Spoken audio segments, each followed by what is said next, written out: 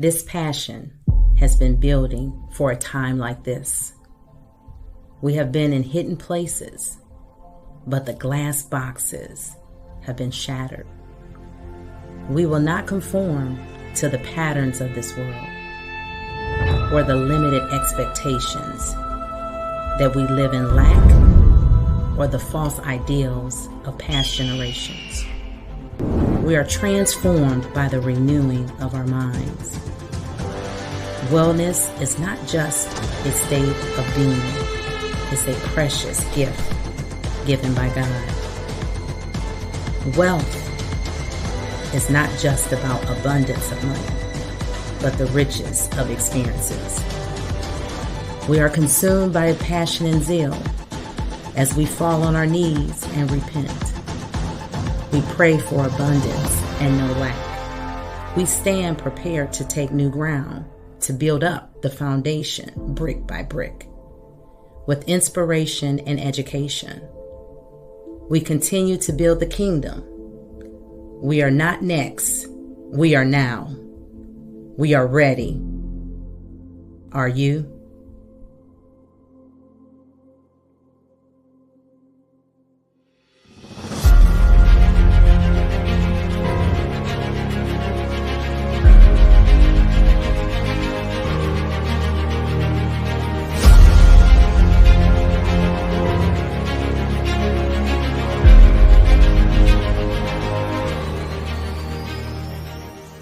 She and I communicate, and we really just want you to know this is really how we communicate. In the moment of that 15-minute window, it was like my spirit was like, don't get riled up. It's gonna be okay. You already see what it is. Just stay the course. Are you gonna just abort the mission? Like you said, you're gonna abort the mission. It's like, nope, I'm just gonna be patient. We're gonna go through the next steps, and before we know it, boom, we're here. So let's talk about some good stuff. Let's talk about wellness. Let's talk about generational well-being. That's today's topic. We want to talk about some generational well-being. Um, you said the firm foundation, about the firm foundation. What'd you say, T? Because I wasn't in order. What you want me to do? No, let's just go with since we're in this motion, want to keep everybody in tune. Let's just go right to it. Let's just talk about the generational well-being. They'll learn about that as we go. We don't need to have a format. We're gonna talk today. Let's just chat. Let's chat. So that was the one piece that we had put together was about generational well-being. And when I was in the shower, I was thinking about I was doing a full reflection, um, and this is what was given. I had to think back. I was like, well, where did I ever see in my family line? Where did I ever see wellness show up? Whoever worked out. Where did I ever see that? Like what part in my journey of life did I actually ever witness that? Was not only witness but was a part of it. Okay, like actively in it. And it was with my uncle. He has since passed. My uncle, we called him Uncle Buddy, so I'm gonna keep it to Uncle Buddy.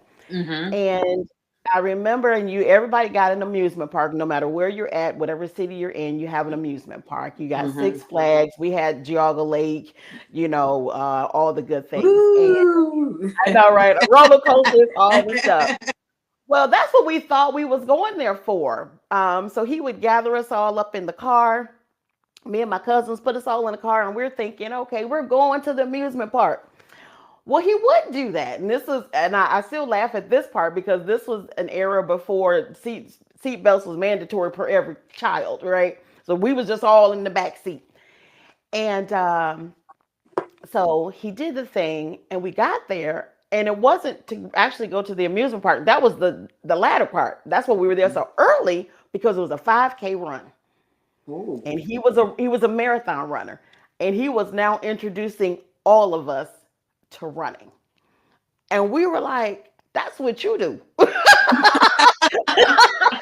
like, that buddy, that's what you do, Uncle. We don't run with you. And he ran with us. And we ran, and maybe he saw something in us and what he wanted to pour back. Maybe he was sharing, and it was his passion, it was his love. Mm-hmm. And he wanted to share his love with us. Now, interestingly enough, None of us took on his love. So, family, if y'all watching this, y'all know I'm telling y'all the truth. None of us took on his love, but there came a point after his passing that I wanted to run in his honor, Mm-hmm. right? So I wanted to run in his honor. And I began to condition, and I'm on this treadmill and I'm training. And that kind of takes us back into how you and I actually really connected was in the gym, Mm-hmm. right? We literally, you and I literally would be on a treadmill. I here on one and you were on the other. Not y'all not knowing each other. Correct. We did not know each other, right? And it was just the kindness as we were supposed to be as believers. Good morning. She smiled back and she was doing her thing and I was doing mine.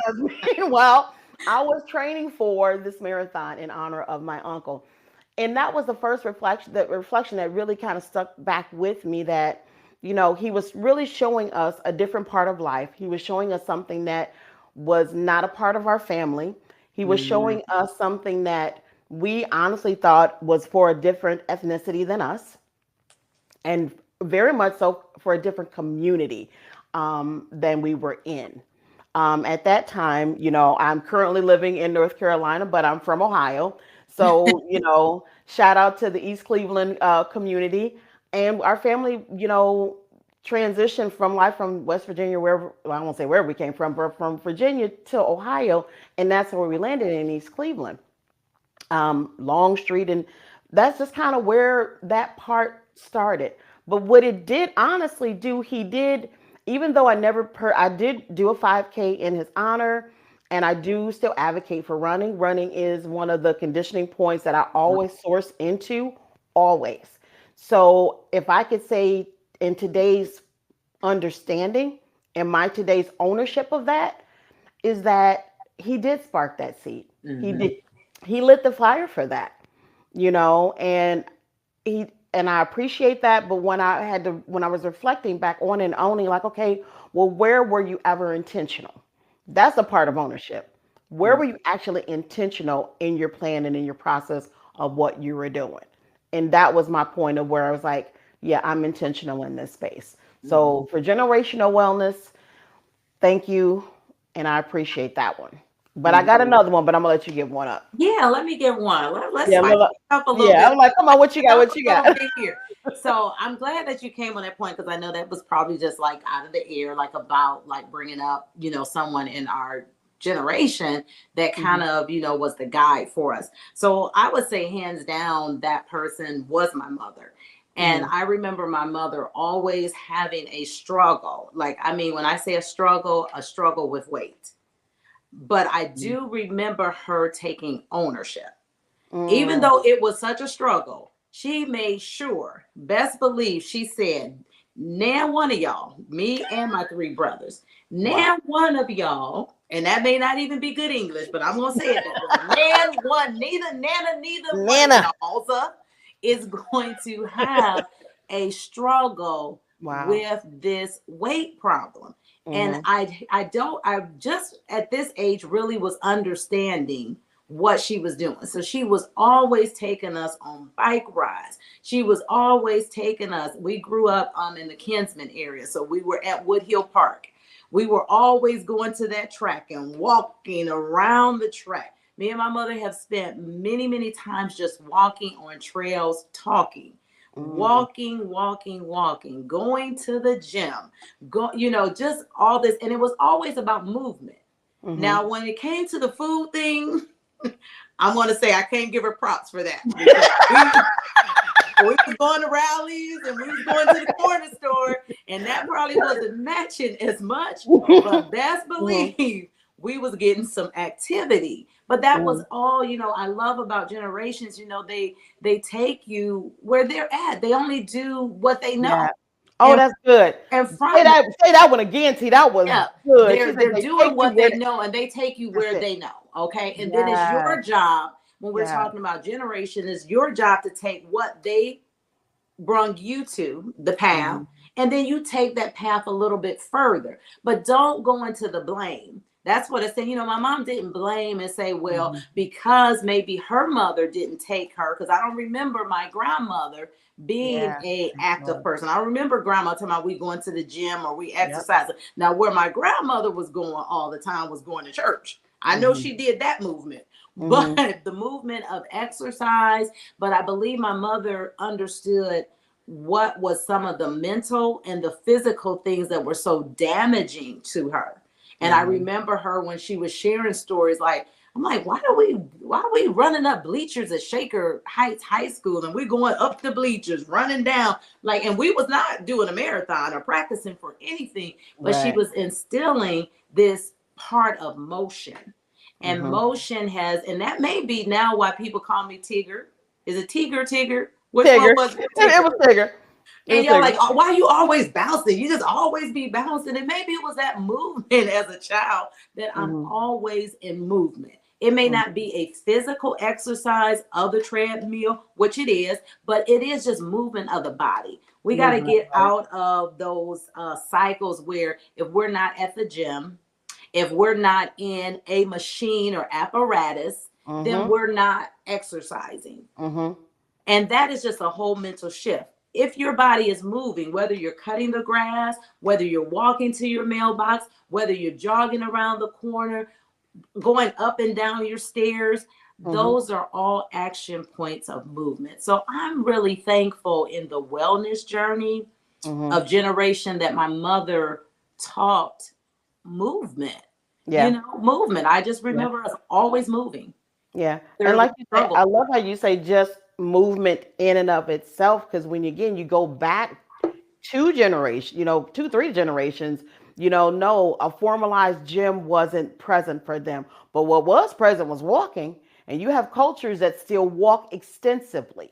Mhm. And their health outcomes are very different than many Americanized or westernized health outcomes, because they walk extensively, just in generalized of just walking. Mhm. And the walking in and of itself is important. It still gets the heart rate where it needs to be. It's still active movement, total body. It's total body movement. Every muscle is engaged when you're walking. So when you see some of these in-home walking programs, it's like, oh, I walked in-house and I lost, I shedded 100 pounds. I was walking in my house and I lost, 50 pounds. Look at this. I didn't have weights, because you can do that Mhm. Mhm. in just walking and just moving. And one of the other pieces that I love that you said, and I picked it up in that too, is that the blame. Mhm. When you see this, for those that are on, let's put a mind, I want the mindset to go into no blame when we're reflecting about our life and our life journey and the things that impact us, you know especially in position of reflection. Reflect with no blame. Mhm. Let's practice reflecting in ownership, Mhm. like literally. And when you said that, it was such a congruency and a confirmation for what God was speaking to me before we got on. And that's what he said was like, we concentrate on blaming. Mhm. Well, I'm obese because Mhm. you know I'm obese because my husband eat this. I'm overweight because this is how we always did things. But at a point, we have to put our ongoing reflections into ownership. Mhm. That's how we begin to change. Mhm. And Yeah, that's a I lot. agree with you because when I wrote it down because it just came in my spirit. It was like the blame factor.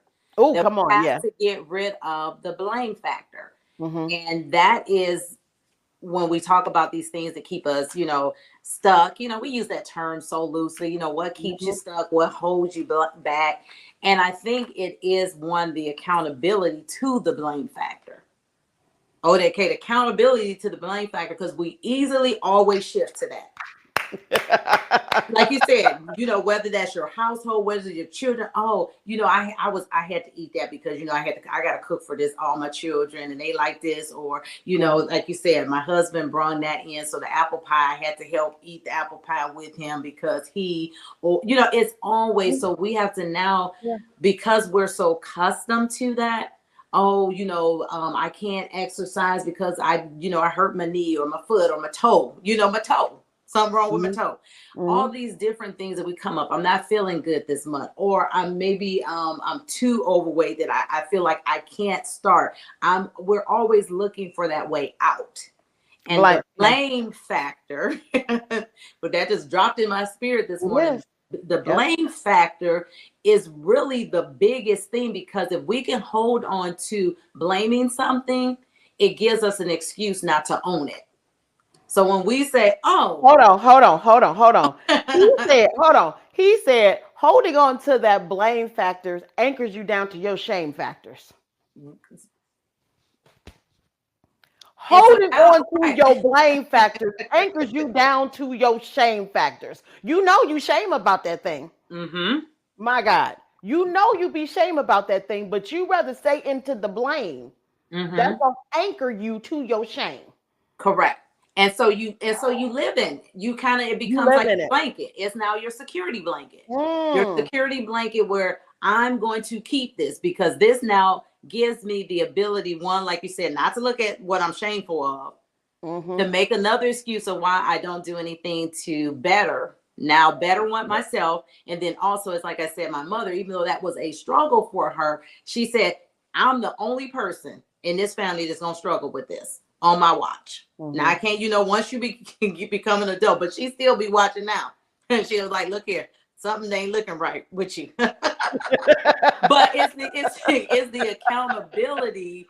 And then also, not like you said, sometimes we in those positions that misery loves company, so Mm-hmm. we now don't want to help the next because we want them to be in space with us. So even if we're struggling with that, and we can change a generation, and we can Mm-hmm. say, hey, just like my mom, like, okay, even if I still struggle with this, and if this is still be this is my problem, I am not going to let this be your problem. And I'm not going to let jealousy, I'm not going to let misery loves company, all those things now be the birthing of the next generation or the next person. Have that change. But you know what? This is something really to be said, and just if everybody can really take a moment and think into this, please think into this. What communities have we built? Because you will begin to build a community that's going to stay in covenant with that thing. So Mm-hmm. those people who have they can reflect. They have reflected. Many of us, we have done the work of reflection. Let's keep it real. We have done the work of reflection. We know. We people talk about, I don't know, you do. You know. Mm-hmm. We I'm do. we do. You eat in your car, you had two burgers and them fries, because you came from a community that may have done that for whatever blame shame you want to hold on to, right? Or But Tab, then hold that too. Hold that right there, because I want to insert another so we hit all populations. Or for those people that are not eating. mm, And so maybe it's not that you ate the two cheeseburgers and French fries. You are mentally disturbed in a space, and then now you're not eating anything. mm-hmm, Or you're going mm, into spaces that we're doing the opposite. So this thing covers a whole full picture. It's just because that we a lot of times speak on that one because it right. is for the masses. But Mm-hmm. there is a population of people that are sometimes afraid to eat because of what they know that can do, and they go to the other extreme. Right. And even with both situations, what I was about to speak, and that was a perfect insert, right? Is that you still build communities for them to house you. Absolutely. You build a community to house you. And those are not healthy communities because you're housing the blame and the shame. You're Mm-hmm. housing both of that. So on that one extreme, that's gonna be your community. That's gonna be your friends. That's gonna be where you go. That's why people who like to eat hang out with people who like to eat. People who like to eat a whole lot of fatty foods, y'all hang out together. Mm-hmm. Y'all can be in that quiet space together. Those who battle the other side of the spectrum, they be there together. Now they still build a whole nother community. Mm-hmm. Not a community that's gonna make you better. That's where you start feeling that pull and that tug. Oh, where you going? What? That's how, because now you have now built yourself into a community, and a community that is not advocating for your personal well-being, for the well-being of your generational lineage. And let me talk about the generational lineage. Your generation is your community who sees you. It Mm-hmm. is not Mm-hmm. only a bloodline. Mm-hmm. Let me be clear. It is not only a bloodline. The generation is those that are attached to you. Mm-hmm. So whoever you are in friend with, they are your community. They are your family. And that's how that body just continues. The physical body and the spiritual body continues to enlarge itself because you're now building up that community, and this is getting larger and larger, not always for the good. Mm-hmm. So Mm-hmm. we have to be mindful about what communities, what are they serving for us? And are they serving to get us to being well? Because one of the and many, we know this too, and there's statistic numbers, and these are things that we'll talk about throughout the conference. This is just a beautiful live chat. But the statistical numbers that reflect what obesity is, where gluttony is, and all of those factors are real. And we hear the statement so often, health is wealth, right? I went to the doctor and needed a very simple prescription, $200, Mm-hmm. Mm-hmm. because they hadn't applied my insurance card. $200 for Mm-hmm. one basic antibiotic script for an infection that I had in my tooth. One, $200. They hadn't applied the insurance. I said, here's the card. Mm-hmm. $200? That's a lot. And that's just one aspect of why it's important for us to navigate our health. And there the conversations can be ongoing of Mm-hmm. the effects of what obesity has done, the effects of what gluttony will do. Those who are in certain margins, what your waistline margin means in regards to your wellness journey. So those are just some of the things that, as we get into the conference, the actual conference, the seminar, excuse me, in and of itself, those are some of the deeper dives that we'll start talking about and what we're going to go through. So, T, We just wanted to keep it light today. We just wanted to yeah, chat. well, I was gonna say where we at. Yeah. Yeah, we just wanted to keep it real light just to let people understand our heart, position. Right. A lot of times we can get into, the space of talking about a lot of information, a lot of education. We know that's out there. But Mm-hmm. I love speaking from my heart. I love when people can see the passion points.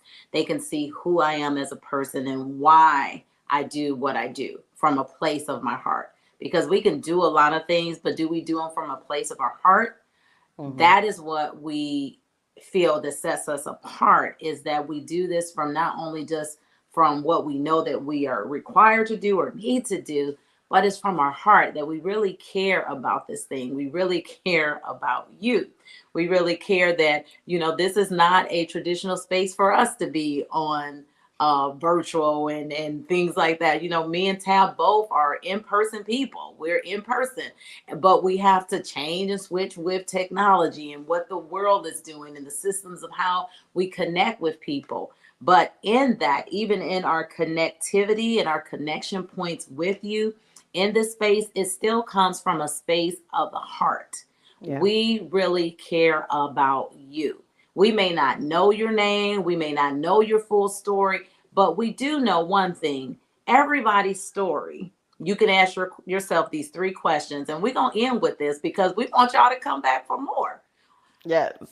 These conversations that we're having right now, these chats, the thing that I love about life is there's a couple things. If it's not affecting you, it's affecting someone that's very close to you. So in some of these things that we're talking about in our upcoming conversations, in our postings, we always want you to reflect and ask yourself these questions. Does this affect me? And you may answer yes or no. But then go a step further. How many people, not just does it affect somebody else, but let's put Right. some quantitative numbers or data to it and say how many people that I can really touch, that I know that this particular conversation affects. Mm-hmm. And then now when we become accountable to something and we say we want to make that generational change, not just in our bloodline, but people that are in our hand reach that may not share the same blood we share, but you know that this affects them as well. So we're asking you, can we count on you that if it affects you in these conversations or chats, if it affects the number of people that you can jot down their name, that you come along with us? You come to our seminar October 5th and bring those people that you're like, you know what, this affects us, and let's build this new community, this new community of support that goes around the wellness, the well-being on both perspectives, whether you're eating too much or you're not eating at all. This thing affects us all. So we're going to have something here that gives information about how to come to the next seminar. The next seminar is October 5th. It's Saturday from 12 to 4. It's at Baldwin Wallace University. So we want you to come out because we're wanting to count on you to know that we care about you. And we want to see you either virtually or in person. But again, we love that you're going on this journey with us, just to be in these passion talks, just for you to get to know us and we get to know you. That's what it's all about, connecting and building relationships. So I'm going to end on that tab. I think we have done our due diligence for the day, and we did a little talk here, and we want everybody to come back. So look out there for the next time that we're live to talk about some passion points, because there's many, believe me. We got many stories. We got many passion points. We titled that passion points because we both when I tell you all, very unique stories, very unique passions of how it all came together, how our relationship has come to pass, and how God aligned this relationship to be. And yes, we are in the close, but what I do want to share is that in the link, in the description link for the website, that's where you can go to purchase the tickets. So I want to direct you there. So go under the description. I placed the link for the website, so you can go right on, take a look at the beautiful website that has been orchestrated by God's hands. So go on, take a look at the website, but that link will right directly to the 2024 information, and that's all set there for you. As well as when we close out, there's going to be a QR code.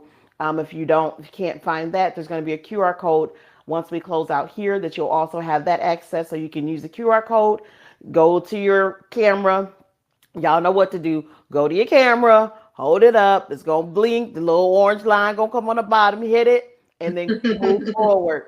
But most important, share the video, subscribe to obviously Bach Wellness, because this is the platform where you're going to see us coming from.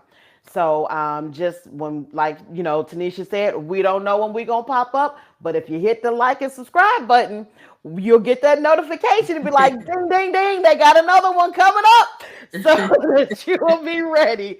So that you'll just, be in community with us, be in community where it's like, okay, these women are speaking from a space we're just real women. God has graced us to speak clear. That's all I really want to say. Let's just speak life, love on one another, speak life, and speak clear.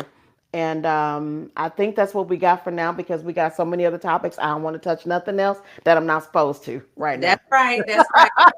I see her revving up. I'm like, whoop. I'm like, pull it all back. So, and to end out, have a great day. Have an amazing week. Do everything that God has positioned you to do. Align and assign yourself to everything that He has for you. And know that your wellness journey is attached to the growth of the next person that's right beside you. So to God be the glory. T, you got anything? Nope, that's it. Enjoy. Just be thankful. Yes, I guess I do have the last thing here, and we are ending, because this is how we have these conversations. We do this and we're like, one more thing and one more thing, but this is brilliant. You heard the stories about different people in your family that you connected with on the wellness journey. How about you do a step? Reach out if you can reach out. If you're able to reach out to that person, maybe call them today, this weekend, and say thank you. Because I mean, after I went through that little conversation and was talking about my mom, I understand even in just talking about that today, I need to call her and be like, thank you. Mm-hmm. Thank you. Because sometimes we forget and we're just used to those things. So, what we can do is there's always a takeaway. When you go through your journey of wellness and Yeah. people in your life, whether they're family or friends, if you're able to, if that person is still living, reach out to them this week and say thank you. Thank you for imparting that piece to my wellness journey. That's good because if I could tell my uncle that, I totally would. Because I never really thought that I didn't catch it at 8 or 9 when we were running. But if he was alive today, I know for sure I would say, Unc, I'm running now. And I would have never ran without seeing you do that. And Yeah. without you taking us to Geauga Lake, that made a difference for me. And I thank you for that. And You're right. I love the part I because, would. again, if we use that, because we love to come up with excuses, and I'm going to say that because I'm big for that. If that person is not living, their generation is still living. So it may be that you're Mm, reaching out to them. Maybe they didn't go on the bike ride, mm, but now you can mm. start. We gotta keep, we gotta. And I'm That's getting see, good. we going into a whole. You did this. You opened this up. But again, That's storytelling, y'all. good. Storytelling. That's good. Just you may have experienced that, but your cousins, they Yep. may not have been able to go on that marathon ride. So And, who is and you're bringing up and that you are story? so right. Like he has 4 sons, 4 sons, and you're right. I don't believe that I've ever told them, y'all, if y'all watching this, Jesus, y'all, if y'all watching this, Uncle Buddy did a thing for me in that running, and I want to tell you, Robert, Daryl, Troy, and Ali, and Aunt Michelle, that it mattered to me. And I still run to this day. And watching Uncle Buddy do that mattered to me. And I thank you for allowing him the diligence on every Sunday to go out and take those runs. But it matters to me and it matters. I literally have, I literally have a treadmill right here every morning. So thank you, family. Thank you to Uncle Buddy's family for allowing him to be who he was in that journey and impacting at least me, that I now too can lace up my shoes and go for a run. Oh my Right. So y'all got some gosh. homework to do, or let's call it life work. You got some life Right. work, Some life wellness work work. to do, Ah, wellness work that's to good do. thing. Like we ain't gonna call it homework because then that sounds too. But you got some wellness work to do. Yeah. Thank That's good. someone, share the story, That's good. because this is how we continue to keep wellness going in our life. Yeah. Just that simple. Just that simple. All right, we out of here. I'm gonna click this button. Y'all gonna see the QR code on the end. To God be the glory in everything that you do and that we do. Amen. God bless, and we will see you Amen. real soon. We'll see you real soon. Mm.